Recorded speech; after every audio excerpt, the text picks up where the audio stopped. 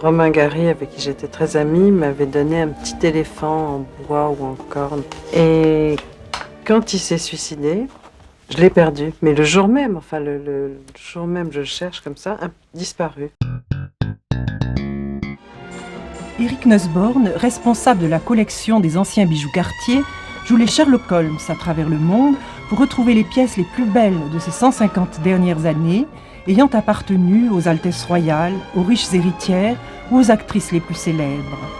Ainsi, le collier serpent réversible de l'extravagante Maria Félix, serti de 1773 diamants pour 200 carats, ou les bijoux de la duchesse de Windsor, arrachés au prix fort dans les ventes aux enchères, et qui symbolisent à jamais l'amour fou d'un prince pour une lady.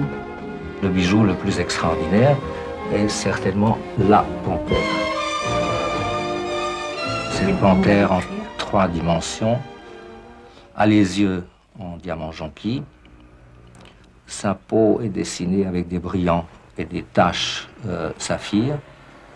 Elle est assise sur un globe, un saphir de 150 carats, un saphir cachemire.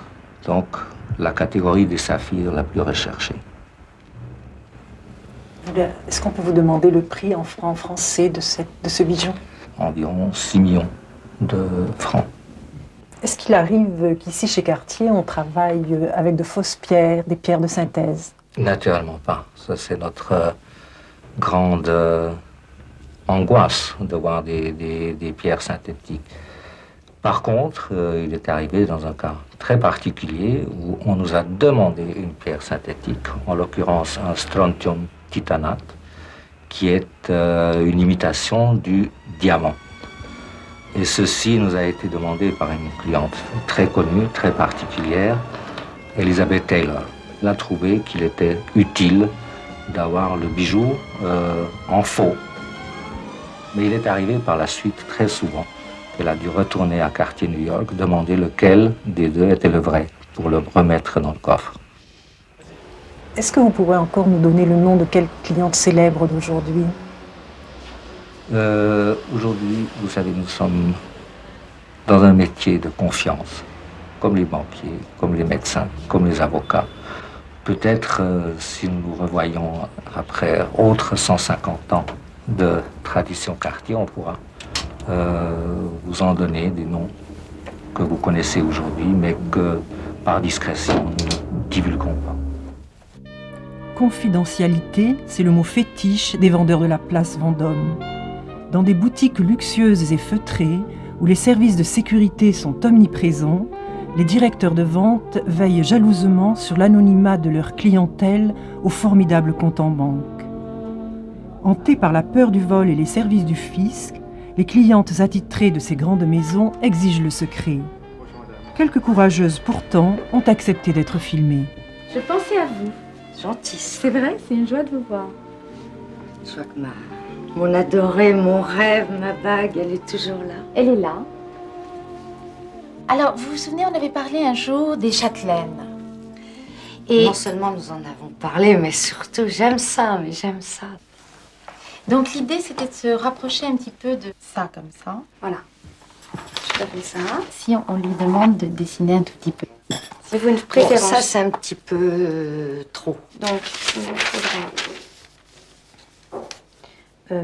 vous aimeriez plutôt quelque chose de géométrique, disons pour tous les jours. Moi, je connais pas tous les jours. Quand c'est joli, quand on a envie, c'est on tous le les met. jours. Je connais pas tous les jours. T'imagines? Quand vous aviez 20 ans, qu'est-ce qui vous faisait rêver ? Bon, d'abord l'amour, le prince charmant. Mélie, mes romans, mon 19e siècle chéri, même si c'est un petit peu pessimiste. Je me souviens très bien en mai 68, alors que très concernée, alors que offrant d'un côté Karl Marx dans la Pléiade à mon petit ami, oui, quelque part, je me cachais pour lire Point de vue, Image du monde, parce que je continuais avec mon petit rêve à moi. Ce contexte hors du temps, ces châtelaines, ces princesses, Bon, c'est là aussi que une maison comme Cartier, quand on lit leur historique, quand on lit tous ces tsars, ces couronnes. Alors ma croix, je l'aime bien parce qu'en fait, je devais avoir un cadeau et la croix, je ne l'avais pas vue. Et puis Cartier m'a dit au téléphone, vous savez, elle s'appelle Saint-Pétersbourg. Je peux pas vous dire, j'étais sûre à ce moment-là, quand on m'a dit elle s'appelle Saint-Pétersbourg, que ça y est, c'est celle-ci que je voudrais. Bon, pourquoi? Je crois que c'est inconscient. Quelle est l'histoire de la bague que vous portez aujourd'hui? Ça, c'est chimère. J'ai toujours eu une passion pour... c'est varié comme thème, pour tout ce qui s'appelle des toi et moi, ou des deux têtes, ou tout ça. Et j'aimais bien le nom, parce qu'elle s'appelle Chimère. J'aimais bien la forme, généreuse, ronde, un petit peu grosse, qui... Elle vous a été offerte par qui? Par qui? Par mon mari. Pas mal de personnes qui vous disent « T'as de la chance, garde-le bien, ton mari. » J'ai toujours l'impression que c'est une menace d'être gâté.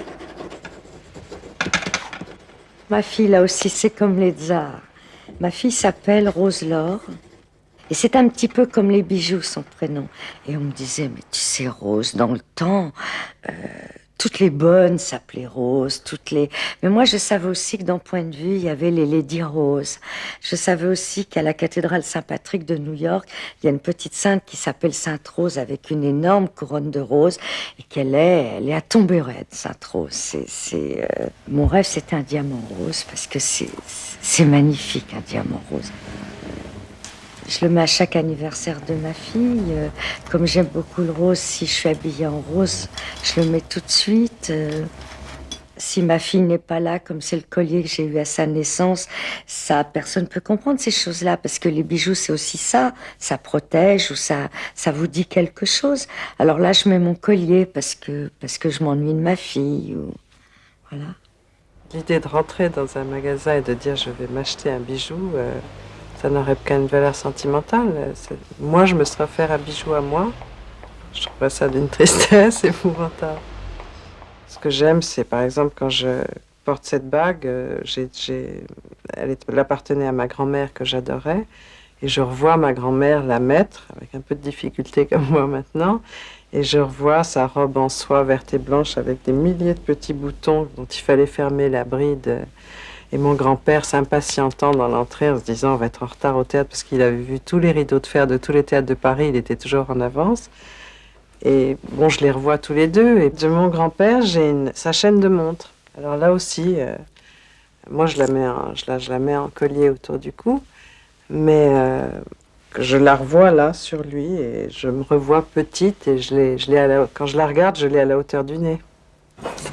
C'est pour ça que je préfère les bijoux anciens aussi. Parce que même s'ils n'ont pas que votre histoire, ils sont aussi chargés de l'histoire des gens qui les ont portés, peut-être des gens qui les ont fait faire spécialement pour une femme.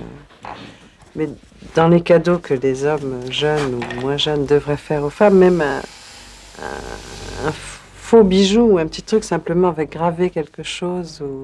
Par exemple, moi j'ai des faux bijoux que j'adore. Ça, c'est ma fille, quand elle avait 8 ans, a cassé sa tirelire pour m'acheter ça. Il a l'air d'un vrai, mais pour m'acheter ça au prix unique au Monoprix de la rue de Rennes. J'étais mariée 2 fois et les 2 maris m'ont chaque fois offert une chevalière et les armes de la famille, on vous les donne pour la naissance du fils. Vous avez gardé la première chevalière? Non. J'ai même pas gardé la première alliance parce qu'en fait la première alliance, j'ai eu un divorce qui a été très long et quand j'ai appris que ça y est, enfin ça y était, j'étais à New York et j'ai pris mon alliance, je me suis précipitée au bord de la Hudson River et j'ai jeté l'alliance en disant ça y est, voilà, tout le passé est parti. Votre mari aujourd'hui vous offre des bijoux? Alors mon mari n'est pas tellement bijou, mais il avait commencé une chose que je trouvais absolument exquise et jolie.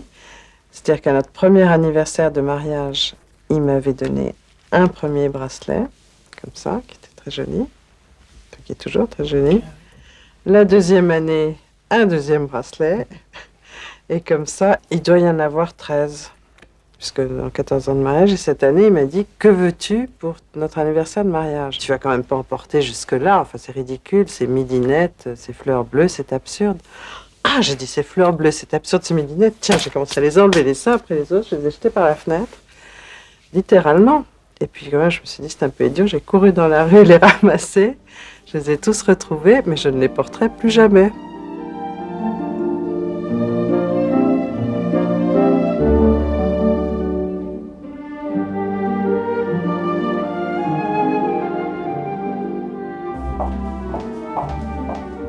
Il y a aussi des bijoux qui me quittent. Par exemple, Romain Gary, avec qui j'étais très amie, m'avait donné un petit éléphant en bois ou en corne.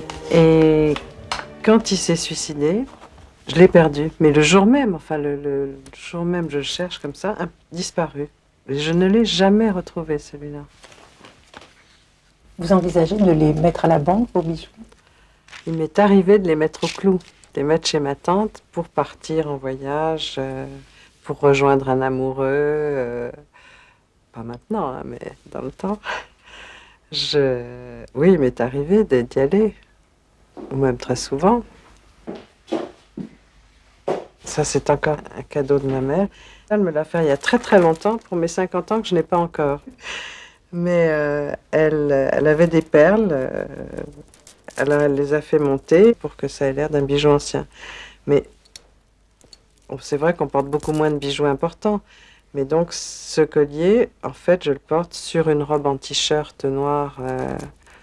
Je trouve les bijoux, il ne faut pas forcément avoir la tenue extraordinaire et se dire, ça, c'est mes bijoux du soir, hop, les boucles d'oreilles, le machin, pourquoi pas la tiare. Il faut les faire vivre comme on a envie de la journée, sur des pullovers, sur des... Alors, vous me dites, c'est peut-être dangereux, mais... C'est pas vraiment dangereux parce que quelqu'un qui vous voit vous balader avec ça dans la rue en courant en train de chercher un taxi se dit c'est du toc. Vous avez des bijoux précieux, est-ce que vous envisagez quelquefois de les mettre dans une banque? Avoir un coffre, descendre au 3e sous-sol, qu'on vous le sorte, dire alors qu'est-ce que je vais mettre ce soir? Déjà je ne sais pas la robe qu'on va mettre le soir, alors non, il faut qu'il soit là à portée de la main. Mon regard croise cette bague qui est posée dans ma salle de bain, tout ça, je pense à ma grand-mère. Donc, il faut que j'aille dans un coffre de banque pour penser à ma grand-mère.